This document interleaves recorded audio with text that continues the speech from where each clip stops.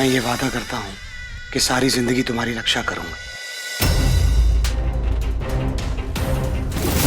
ये मेरी खुशनसीबी है कि तुम मेरी जिंदगी में मेरी पत्नी बनकर आ रही हो। हमारे बच्चे बहुत खुशहाल होंगे।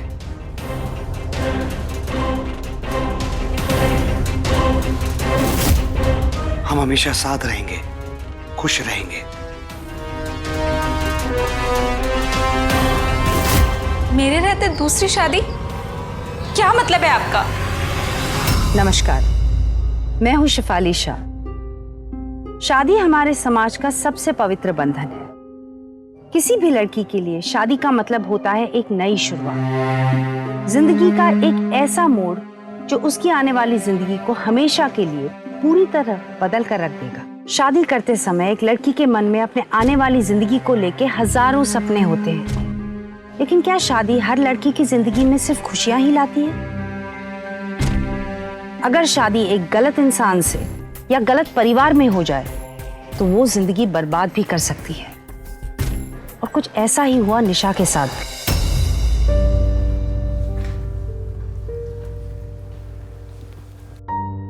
इस बार कब वापस आओगे? इस बार 4 महीने लग जाएंगे। ये मर्चेंट नेवी की जॉब छोड़ क्यों नहीं देते? कोई और जॉब देख लो। महीनों महीनों घर से बाहर रहते हो। सना को भी तो आपकी जरूरत है ना। निशा माय लव, हम ये बात कितनी बार कर चुके हैं ना पहले, और मैं तुम्हें कितनी बार कह चुका हूँ पहले कि एक बार इस घर का लोन चुकता होने दो, फिर जॉब छोड़ दूंगा और फिर यहीं पे कहीं अच्छी जॉब ले लूंगा। पक्का?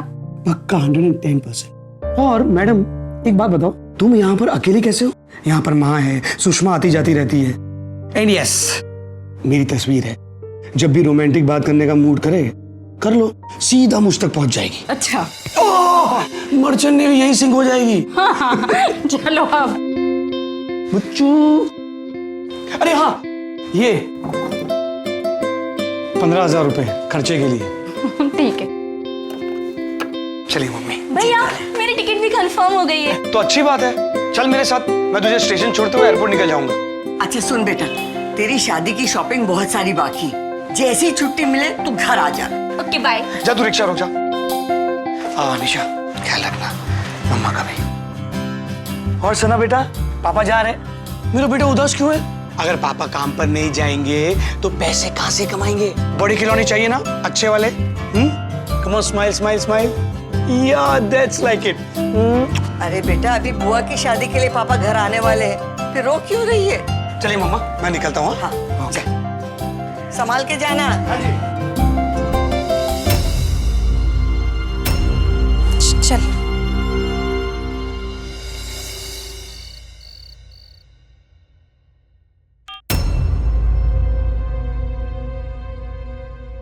क्या हो मम्मी जी, एसी क्यों ऑफ कर दिया? मेरा बेटा खर्चे के पैसे भेजता है ना, तो खर्च क्यों नहीं करती? ये लाइट और एसी और पंखे का बिल कौन देगा? क्या कह रही मम्मी जी? बिल्कुल ठीक सुना तूने। माँ बेटी को एसी और पंखा चाहिए ना, तो एसी के 200 रुपए और पंखे के 100 रुपए रोज के लगेंगे। मैं आपकी बात समझी नहीं माँ जी। कैसे समझ में आएगी? माँ बेटी को ऐशो आराम की आदत फ्री की जो पड़ गई है। मैंने आज सुना तू मेरे बेटे से कह रही थी कि नौकरी छोड़ के वापस आ जाओ। अरे तुम माँ बेटी तो ठूसते रहोगे खाना, लेकिन वो सब आएगा कहाँ से? खर्चा चलेगा कैसा इस घर का?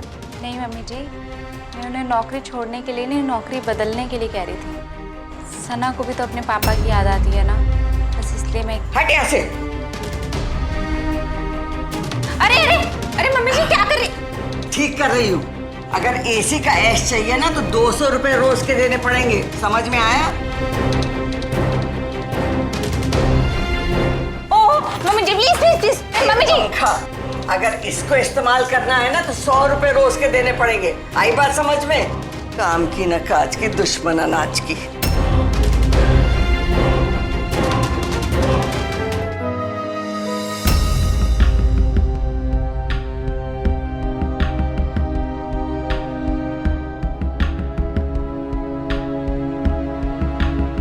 माँ जी,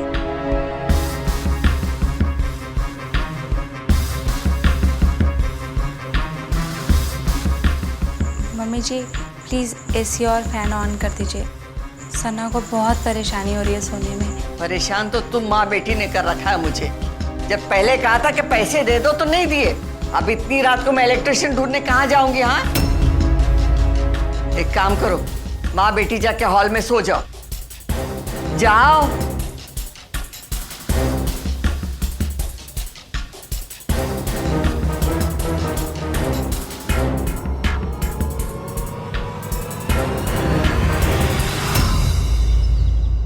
निशा, देखना तो दरवाजे पे कौन है। ओ निशा, उठ, जाके देख दरवाजे पे कौन है। सो रही है महारानी।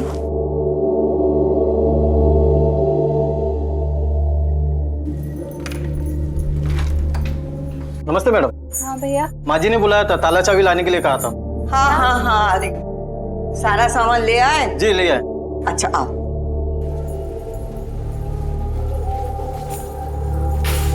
देखो, ये सारी कैबिनेट्स दिखाई दे रही है ना? जी सब पे चेन लगा के ताला लगा दो। जी। अच्छा मम्मी ये सब क्या है? दिखाई नहीं दे रहा?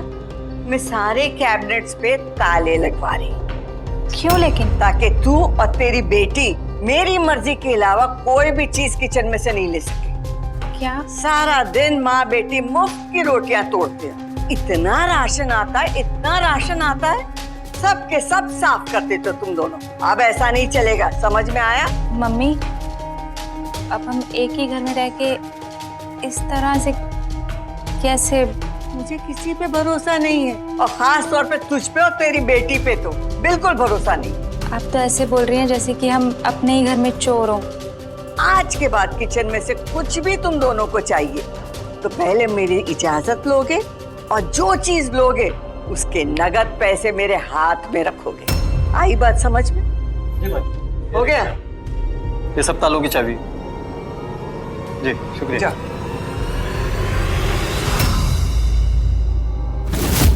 आज बहुत लेट हो गया ना स्कूल के लिए। चल चल चल, फटाफट जाते हैं और पूरा पानी अरे फिनिश। निशा जल्दी कर, शादी में नहीं जा रही, स्कूल जा रही।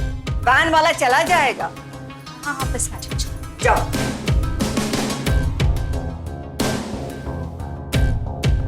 अब आएगा मजा।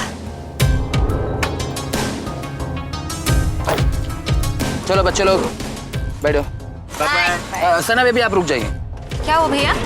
मैडम हम सना बेबी को नहीं ले जा सकते। क्यों लेकिन? अब वो तो मुझे नहीं पता मैडम, आप चाहे तो स्कूल में फोन करके पूछ सकते हो। अरे लेकिन प्रॉब्लम क्या है? मैडम सना बेबी को हम इस वैन में नहीं ले जा सकते, और आज के बाद सना बेबी इस वैन में आएगी भी नहीं। अच्छा चलो, आज लेट हो रही है अभी मैडम सॉरी मैडम।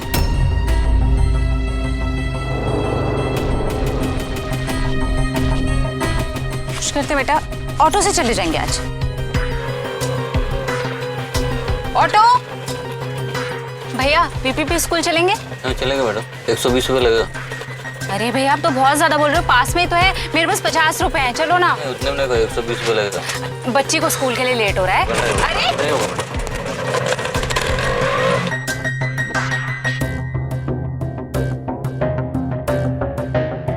आज स्कूल की छुट्टी कर लेते हैं, आज तू घर जाके टीवी देखना। अच्छा अरे ये स्कूल नहीं गई? वो पता नहीं क्या प्रॉब्लम थी मम्मी जी, वैन वाले ने सना को ले जाने से ही मना कर दिया, और मेरे पास ऑटो के पैसे नहीं थे। मैं तुझे बताना भूल गई, वैन के पैसे मैंने कैंसिल कर दिए। कैंसिल कर दिए मतलब? मतलब ये कि जो स्कूल में मैंने वैन के लिए पैसे भरे थे वो मैंने वापस ले लिए। क्यों मम्मी जी? अरे मैं क्यों भरूं इसके पैसे? तेरी बेटी है, तू भर। लेकिन वो पैसे तो विशाल भर के गए थे ना। अच्छा, मेरे घर खर्चे में से कहा था भरने के लिए। और वैसे भी तू सारा दिन करती क्या है? पैदल जाके इसे छोड़ के आया कर, सेहत की सेहत रहेगी और बचत की बचत। और वैसे भी बहुत ज्यादा चर्बी चढ़ रही है तुझे। लेकिन मम्मी जी स्कूल इतना पास नहीं है कि पैदल जा सकेंगे। तो मैंने कहा था कि इतनी दूर स्कूल में भर्ती करो, पास के सरकारी स्कूल में डाल दे।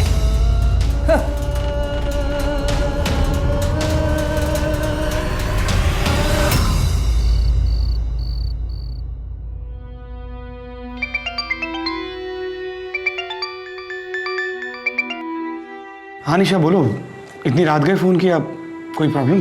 विशाल, मुझे ना कुछ पैसों की सख्त ज़रूरत है अभी। मुझे ना सना के लिए कुछ खरीदना है। कितने पैसों की? 5,000 रुपये। तुमने ना निशा 5,000 रुपए के लिए मुझे इतनी रात को डरा दिया। मुझे लगा कोई बड़ा प्रॉब्लम हो गया। चलो ठीक है, कल मैं तुम्हारे बैंक अकाउंट में ट्रांसफर करवा दूंगा। अच्छा सुनो, पैसे जरा संभल कर खर्च करो। I love you, bye. फिर भीख मांगने लगी मेरे बेटे के सामने। वो भी एक बेवकूफ इंसान है जो तुम दोनों पे खर्च करता रहता है।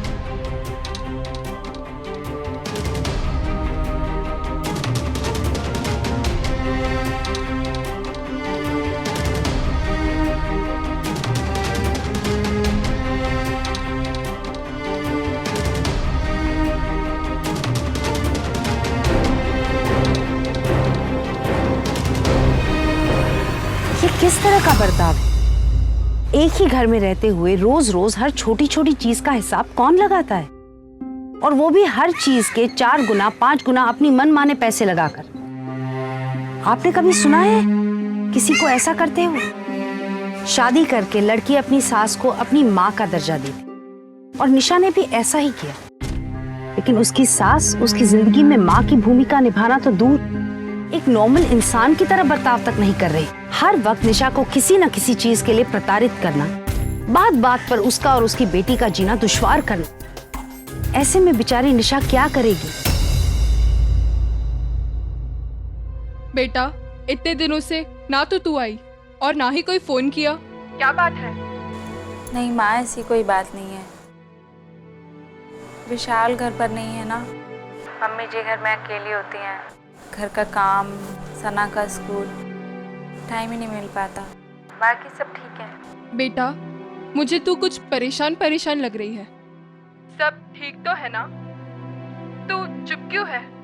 बेटा, मेरा दिल घबरा रहा है। लगता है तू बहुत ज्यादा परेशान है। हाँ हाँ हाँ माँ, वो सना को भूख लगी है, मैं उसको खाना खिला के आपसे बाद में बात करती हूँ। बाय।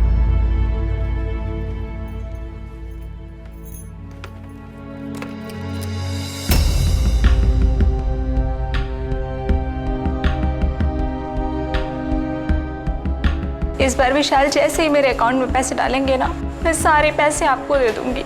मुझे सना के लिए थोड़ा सा खाना दे दीजिए प्लीज। तो बचत करना सीखो ना, पता नहीं कब पैसों की जरूरत पड़ जाए। फालतू में पता नहीं कहाँ कहाँ खर्चा करती रहती है। मैंने सना के स्कूल की फीस के अलावा 1 रुपया भी घर से बाहर खर्च नहीं किया। सब आपको ही तो मैंने दिया है। मेरा बेटा इतने पैसे भेजता है, तू करती क्या है? माँ बेटी का खर्च पूरा नहीं कर सकती तो मैं मेरे खर्चे में से तुम लोगों को क्यों दूं? मम्मी प्लीज, मैं हाथ जोड़ रही हूँ, मैं अपने लिए नहीं चाहिए, प्लीज दे दीजिए। बस कान खोल के सुन ले, ऐसे दे खाना ले, समझ में आया? जा यहाँ से। विशाल, क्या आप मेरे अकाउंट में थोड़े पैसे ट्रांसफर कर सकते हो? अरे कुछ दिन पहले तो पैसे ट्रांसफर किए थे, क्या हुआ उनका? प्लीज विशाल, मुझे अभी के अभी पैसों की सख्त जरूरत है। प्लीज अभी कैसे भी करके ट्रांसफर कर दो। निशा, मुझे बताओ क्या बात है? इतनी अर्जेंसी कैसे आ गई? और तुम इतने सारे पैसे कहाँ खर्च कर रही हो? देखो निशा, पिछले टाइम मैंने तुमसे कहा था ना कि पैसे संभाल कर खर्च करो। अभी छोटी बहन की शादी भी आ रही है, बहुत सारे खर्चे हैं और इस वक्त तो पैसे ट्रांसफर होंगे भी नहीं, कल ही कर पाऊंगा। विशाल, क्या कोई तरीका नहीं है अभी के अभी पैसे ट्रांसफर करने का? ओह गॉड, मुझे तुम्हारी अर्जेंसी तो बताओ।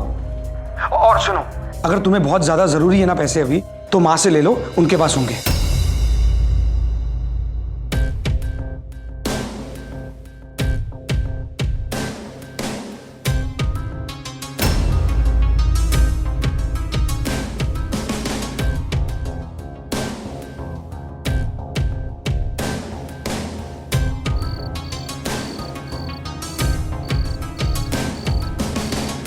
ये लो। भैया जी? आधा लीटर का दूध का पैकेट और छोटी वाली ब्रेड का पैकेट दे दो। ये लो ब्रेड का पैकेट और ये दूध। और बोलो बहन जी। भैया, मेरे पास अभी पैसे नहीं है देने के लिए, लेकिन मैं कल आऊंगी ना तो पक्का दे दूंगी। आपको चाहिए तो प्लीज आप लिख लीजिए। अरे बहन जी, इसमें कोई बड़ी बात नहीं है, दूध और ब्रेड ही तो है, कोई सोना थोड़ी बेच रहा हूँ। Thank you thank you.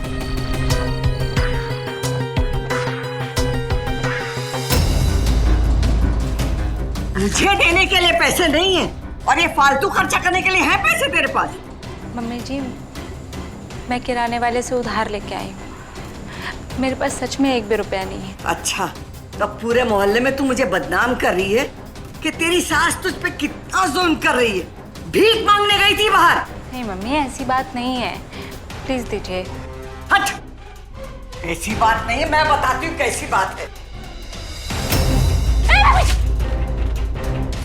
Mummy जी, छोड़िए मम्मी जी, छोड़िए। भूखी है ना तेरी बेटी? ला, खिला दे अब उसे। नालायक कहीं की, मुझे बदनाम करेगी।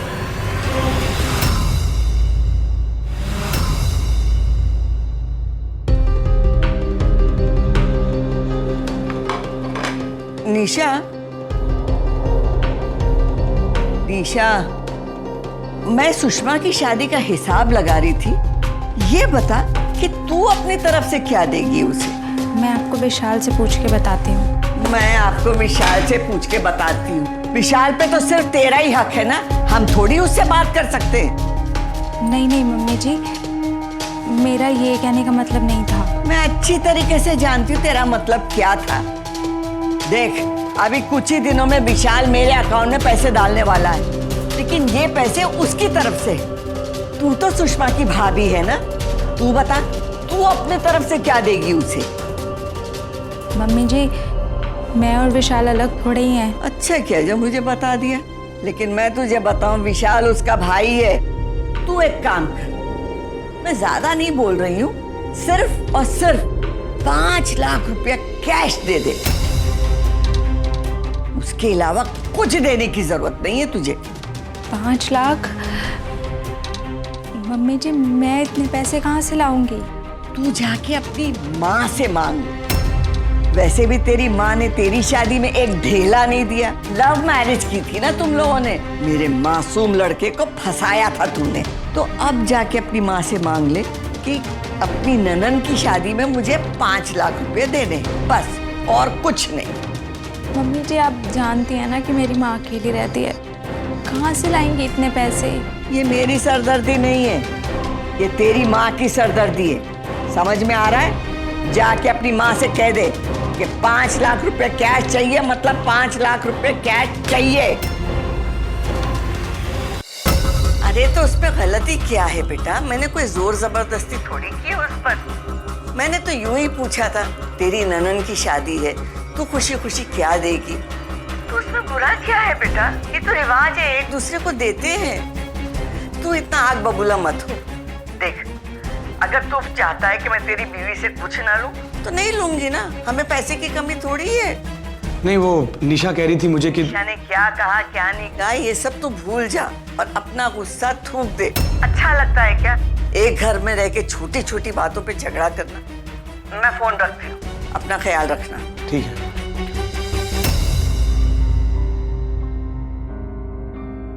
ये लड़की के तो बहुत पर निकल रहे हैं। मेरे बेटे को मुझसे अलग करने की बातें कर रही है। इसे तो सबक सिखाना ही पड़ेगा। दहेज लेने या देने की सजा कम से कम 5 साल कैद और उसके साथ जुर्माने के तौर पर 15,000 रुपए, या फिर दहेज की रकम में जो भी ज्यादा हो वो। लेकिन ऐसे केसेस में कहीं ना कहीं गलती सिर्फ जुल्म करने वाले की नहीं, बल्कि जुल्म सहने वाले की भी है। निशा को इस तरह चुपचाप अपनी सास के जुल्म सहने की बजाय उसके अत्याचार के खिलाफ अपनी आवाज उठानी चाहिए थी। अपनी माँ, पति या किसी सहेली के साथ अपनी परेशानी बांटकर उसका हल निकालने की कोशिश करनी चाहिए थी। नमस्ते नमस्ते। जी हाँ, आपने सही सुना। लड़का जो है ना, मर्चेंट नेवी में काम करता है। जी, विशाल नाम है उसका, 32 साल का है। अभी तक शादी इसलिए नहीं हुई शास्त्री जी क्योंकि वो नौकरी के सिलसिले में बाहर गांव रहता था। अब उसने सोचा है कि वहाँ की नौकरी छोड़ देगा और यहाँ कोई नौकरी ढूंढेगा। तो कोई अच्छी सी लड़की बताइए ना उसके लिए। जी हाँ, मैंने उसकी तस्वीर देखी, बहुत सुंदर है। अच्छा, अब आगे बात। निशा, ये क्या कर रही है? क्या कर रही हैं आप ये मम्मी जी? क्या कर रही हूँ मैं? हाँ? अच्छा देख, ये लड़की कैसी है विशाल के लिए? मुझे तो बहुत पसंद आई। तू देखना, तुझे कैसी लगी? मम्मी जी अगर ये मजाक है तो बहुत भद्दा मजाक है।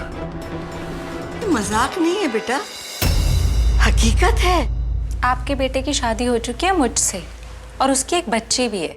तो उससे क्या फर्क पड़ता है? अरे मेरे बेटे की बहू उसके लायक तो होना चाहिए, पूरा नहीं, थोड़ा तो मैच होना चाहिए। मम्मी जी मैं सोच भी नहीं सकती थी कि आप इतना गिर सकती हैं। आपने मेरे और सना के साथ आज तक जितनी भी जाते की मैं चुपचाप सही, लेकिन अब बस, अब तो आप हद ही पार करती जा रही हैं। अगर विशाल आपके बेटे हैं ना तो वो मेरे पति भी हैं और मैं अपना पति किसी कीमत पर नहीं छीनने दूंगी आपको। क्या कर लेगी तू?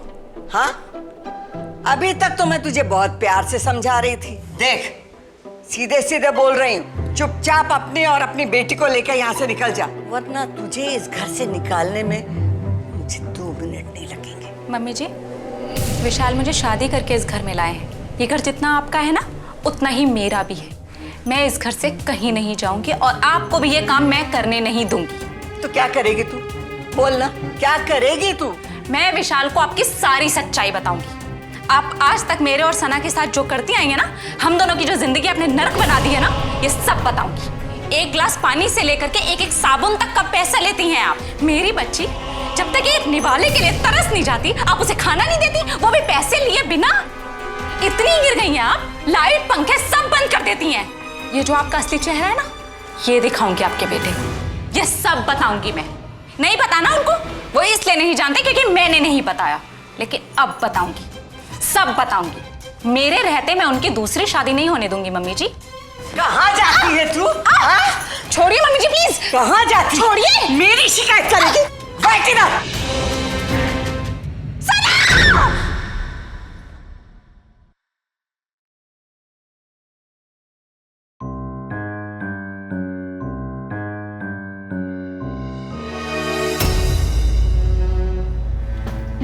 विशाल,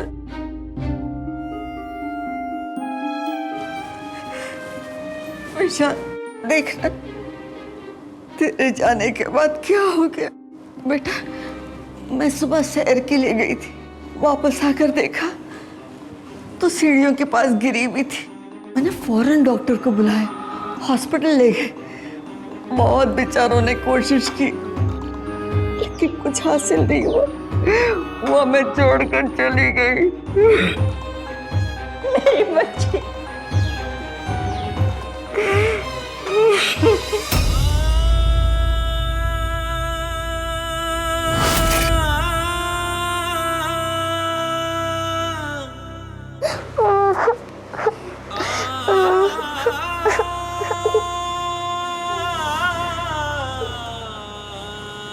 विशाल बेटा, होने को कौन टाल सकता है? जो होना था वो तो हो गया, लेकिन तुम लोग ऐसा रोगे तो निशा की आत्मा को कितनी तकलीफ होगी।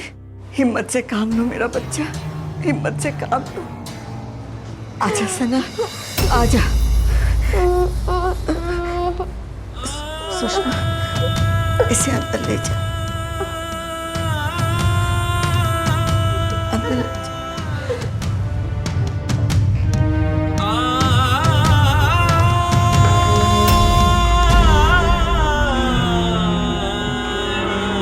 इंस्पेक्टर साहब आप? मैडम, निशा जी की पोस्टमार्टम रिपोर्ट आ गई है। पोस्टमार्टम रिपोर्ट के मुताबिक निशा जी की मौत उनके सर में एक भारी चीज लगने से हुई है। सीढ़ियों से गिरने से उनकी मौत नहीं हुई है। आपको किसी पे कोई शक है?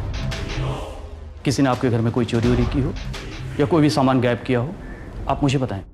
ऐसे कैसे हो सकता है इंस्पेक्टर साहब? मैं सैर के लिए गई थी और घर बंद था और हमारे घर में से न कोई चीज़ की चोरी हुई है, न कोई चीज़ गायब हुई है।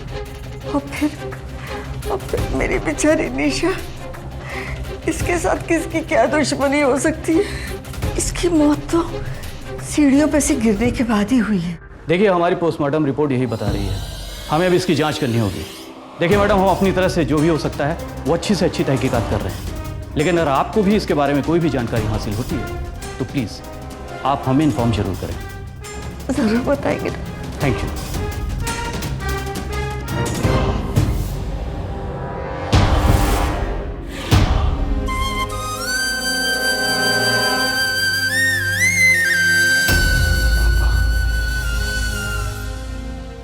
गंदे है ना बेटा।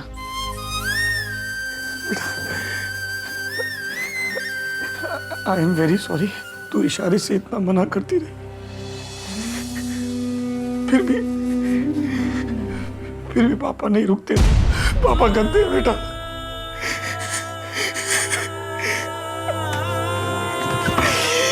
पापा गंदे हैं।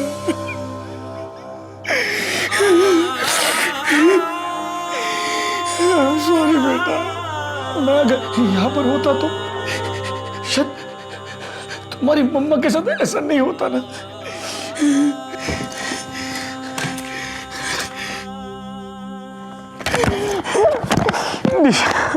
वेरी सॉरी बेटा।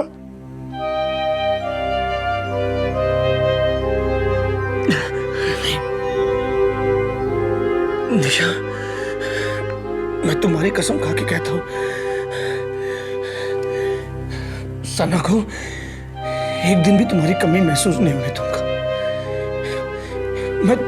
मैं उसे माँ बाप दोनों का प्यार दूंगा। I swear.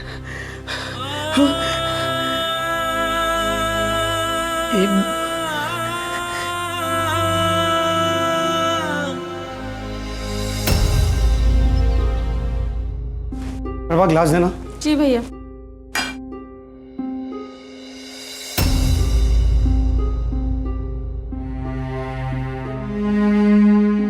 ये ताले क्यों लगाए? जी भैया, वो भैया। अरे विशाल, बेटा तू उठ गया?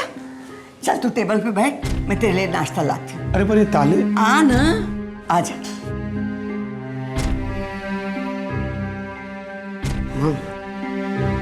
मैं प्रभा से पूछ रहा था कि ये ताले क्यों लगाए। सुना मैंने, लेकिन जिसके वजह से मैंने ताले लगवाए तो उसी से जाके पूछ रहा है कि ताले क्यों लगाए। मुझे तो कुछ समझ में नहीं आ रहा है, पर ये ताले लगाने का सिस्टम। तुझे समझने की जरूरत भी नहीं है, और तू क्यों इन घर के मामलों में पड़ रहा है। तू बैठ, मैं तेरे लिए नाश्ता लगाती हूँ।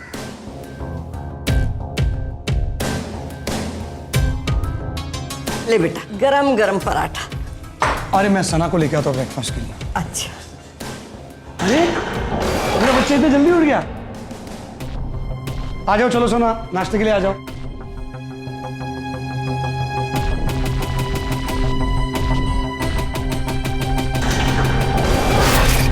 अरे बेटा, डरने की जरूरत नहीं है, पापा है ना इधर। चलो आ जाओ नाश्ते के लिए। आ जाओ बेटा, पापा नाश्ता करें, तुम भी उनके साथ कर लो। चलो ना। अच्छा मम्मी, वो निशा इन्हीं सीढ़ियों से गिरी थी ना, तो शायद सीढ़ियों का डर बैठ गया हो। मैं लेकर आता हूँ। चलो कम। चले आ जाओ। जाओ। अच्छा okay, I pick you up. और तुम्हें ना इन सीढ़ियों से डरने की जरूरत नहीं, ओके? देखो मैं भी तो चल ही रहा हूँ। आ जाओ, यहाँ पर बैठो और नाश्ता करो अपना। ये लो, ये आपका मिल्क। अरे अरे बेटा, कहाँ जा रही हो? इधर आओ, इधर आओ। चलो चलो चलो, नाश्ता तो करना पड़ेगा। सीधा बैठो, चलो। हाँ, ये मिल्क इसमें डाल दूँ? अरे कहाँ जा रही हो? क्या हो गया? तुमको ये नाश्ता नहीं करना है? कोई और?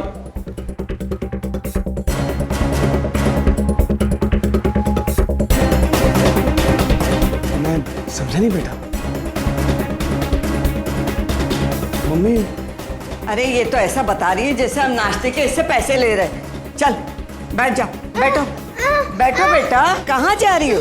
चलो यहाँ बैठो, यहाँ आओ, बैठ जाओ, बैठो, नाश्ता करो। चलो चलो, गुड गर्ल ना, चलो नाश्ता करो।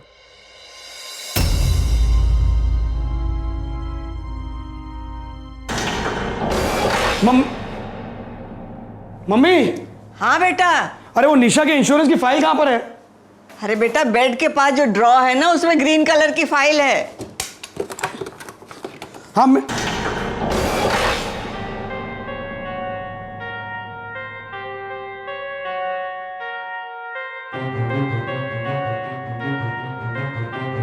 ये फोटो किसकी है?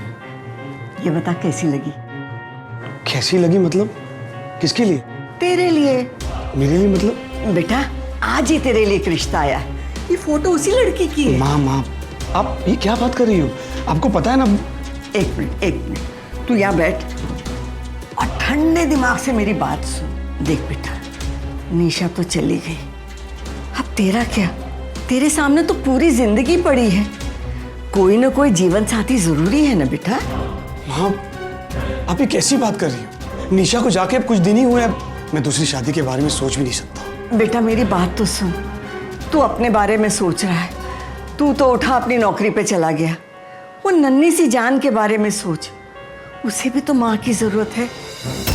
और विशाल, मेरी बूढ़ी हड्डियों में इतना दम कहाँ है बेटा कि जो मैं इसके पीछे दौड़ूं।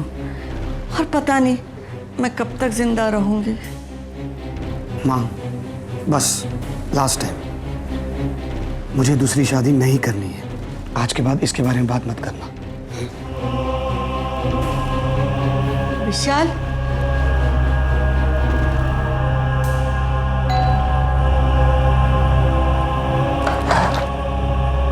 नमस्ते। नमस्ते। राजलक्ष्मी जी हैं घर पे? नहीं, वो सत्संग के लिए बाहर गई है। आप विशाल हो ना? जी, और आप? मैं नारायण शास्त्री, रिश्ता भेजा था मैंने, इसी सिलसिले में बात करने आया था। आइए अंदर बैठिए।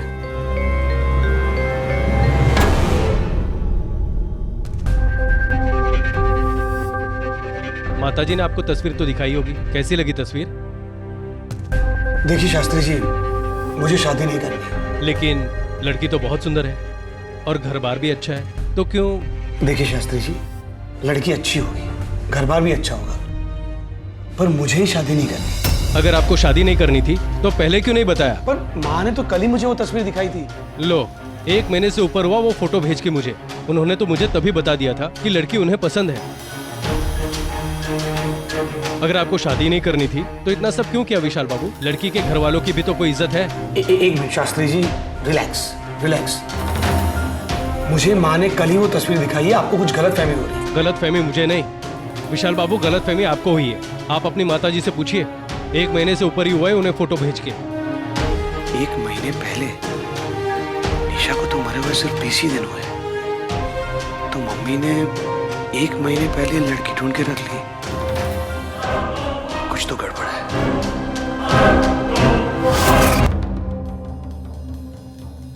हाँ माँ।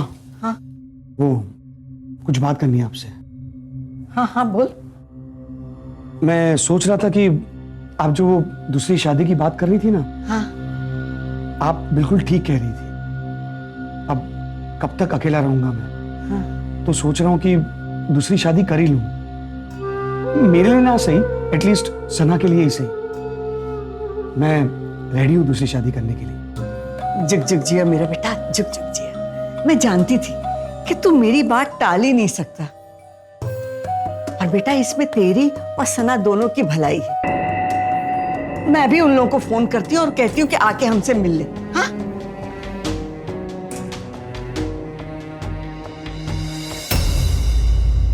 बहन जी, हमें आपका बेटा पसंद है, अभी आप देख लीजिए। मैं आपसे और आपकी बेटी से कुछ सवाल करना चाहता हूँ। जरूर। माँ, पूछ सकता हूँ ना? हाँ हाँ, पूछना। दूध के ग्लास के लिए आपकी बेटी कितने पैसे देने के लिए तैयार है?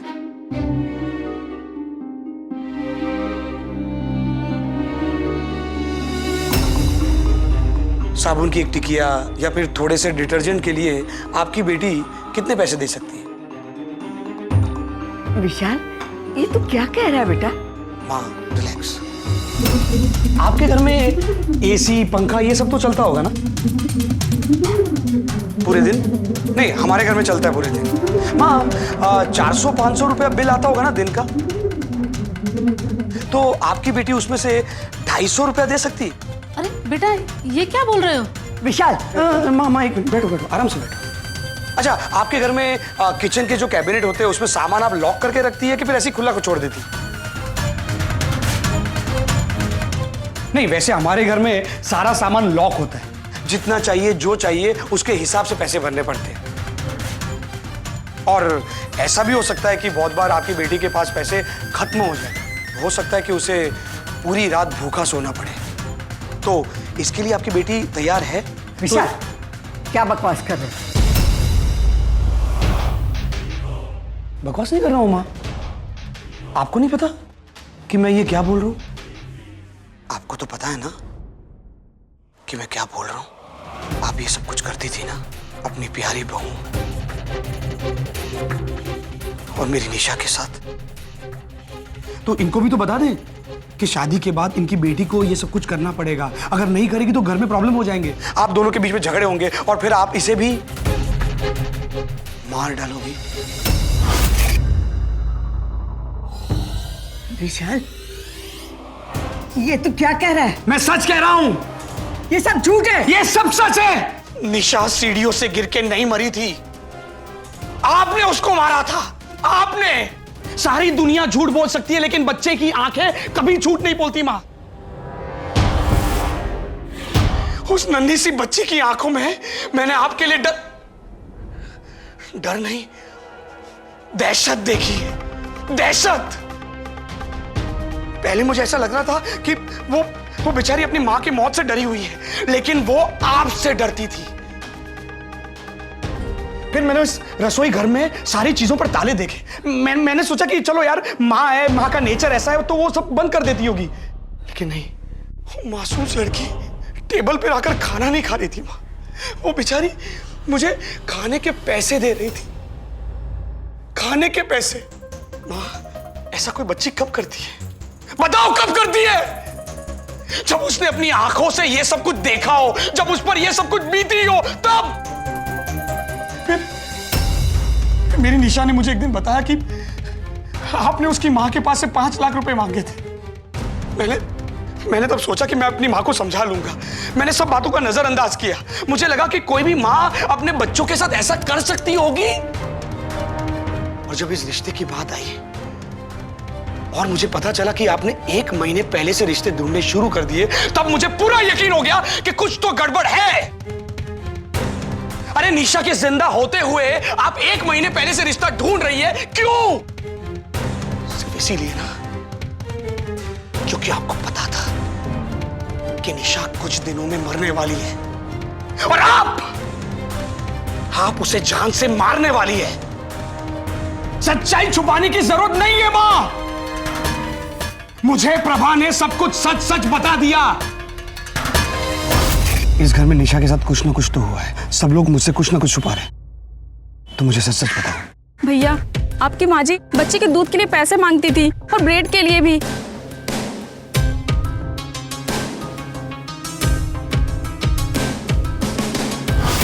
और आखिर में उन पुलिस वालों की बात। पोस्टमार्टम की रिपोर्ट के हिसाब से निशा की मौत सीढ़ियों पर गिरने की वजह से नहीं हुई थी, उसके सर पर किसी वजनदार चीज से मार लगने की वजह से हुई थी। आपकी भी एक बेटी है ना? कल अगर उसके ससुराल में उसके साथ ऐसी हरकतें हो तो आपको अच्छा लगेगा? आप क्या करेंगी तब?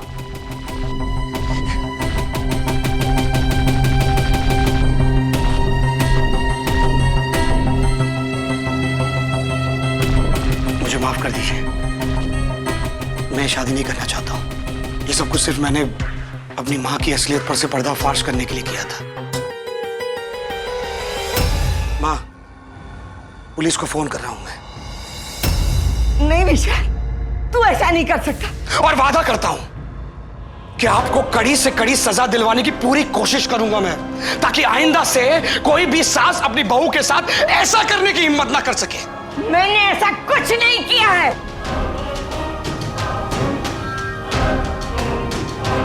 क्यों मैडम, आपके बेटे ने हमें सब कुछ सच सच बता दिया। अब आपका क्या कहना है? सुन तो निशा। जी मम्मी जी।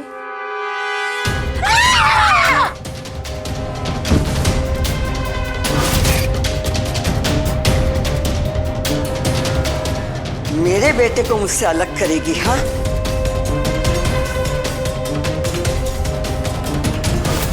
प्लीज इन्हें ले जाइए ऐसे।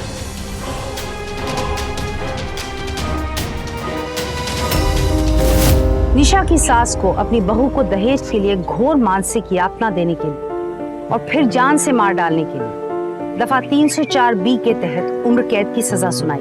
शादी के 7 साल के अंदर किसी औरत की अजीब परिस्थितियों में या तो किसी तरह से चोट लगने से या फिर जलने से अकस्मात मृत्यु दहेज संबंधित मृत्यु मानी जाती है, जिसके लिए औरत के पति या उसके परिवार में से जिसने भी उसे दहेज के लिए पीड़ित किया उसे उसकी मौत का जिम्मेदार मानकर उन्हें सजा दी जाती।